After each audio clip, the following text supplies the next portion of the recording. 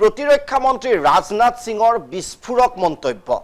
ৰাজনাথ সিঙৰ মতে পাকিস্তানৰ সিন্ধ প্ৰদেশ, পাকিস্তানৰ এটা উল্লেখযোগ্য প্ৰদেশ হ'ল সিন্ধ প্ৰদেশ, আৰু সিন্ধ প্ৰদেশ ভাৰতত অন্তৰ্ভুক্ত হ'ব পাৰে বুলি প্ৰতিৰক্ষা মন্ত্ৰী ৰাজনাথ সিঙে উল্লেখ কৰে।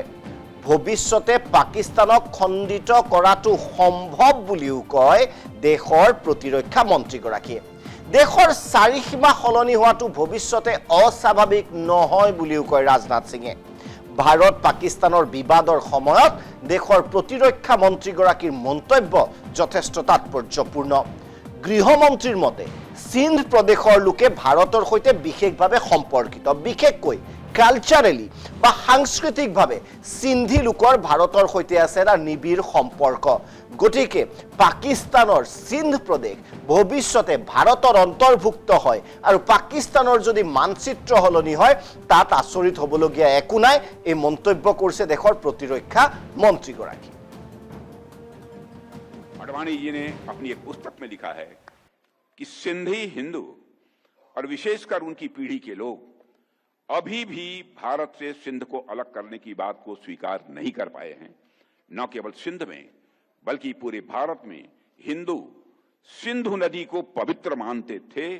सिंध के कई मुसलमान भी मानते थे कि सिंध का जल मक्का के आबे जमजम से कम पवित्र नहीं है।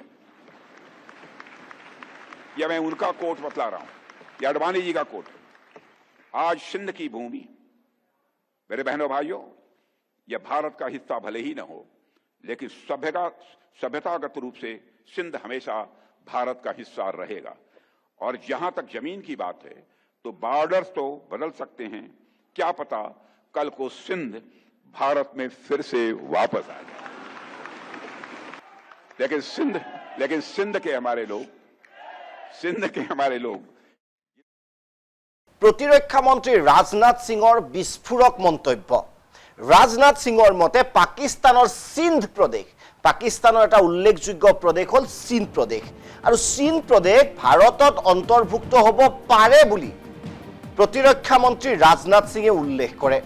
ভৱিষ্যতে পাকিস্তানক খণ্ডিত কৰাটো সম্ভৱ বুলিও কয় দেশৰ প্ৰতিৰক্ষা মন্ত্ৰীগৰাকীয়ে। দেশৰ চাৰিসীমা সলনি হোৱাটো ভৱিষ্যতে অস্বাভাৱিক নহয় বুলিও কয় ৰাজনাথ সিঙে। ভাৰত পাকিস্তানৰ বিবাদৰ সময়ত দেশৰ প্ৰতিৰক্ষা মন্ত্ৰীগৰাকীৰ মন্তব্য যথেষ্ট তাৎপৰ্যপূৰ্ণ।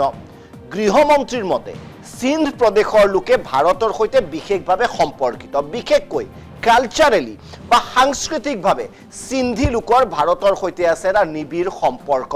গতিকে পাকিস্তানৰ সিন্ধ প্ৰদেশ ভৱিষ্যতে ভাৰতৰ অন্তৰ্ভুক্ত হয় আৰু পাকিস্তানৰ যদি মানচিত্ৰ সলনি হয় তাত আচৰিত হ'বলগীয়া একো নাই, এই মন্তব্য কৰিছে দেশৰ প্ৰতিৰক্ষা মন্ত্ৰীগৰাকী।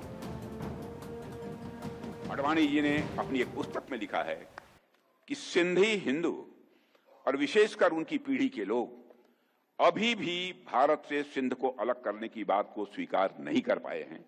न केवल सिंध में बल्कि पूरे भारत में हिंदू सिंधु नदी को पवित्र मानते थे।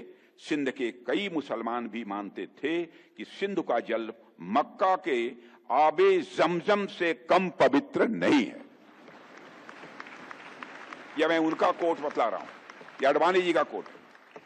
आज सिंध की भूमि, मेरे बहनों भाइयों, यह भारत का हिस्सा भले ही न हो, लेकिन सभ्यतागत रूप से सिंध हमेशा भारत का हिस्सा रहेगा।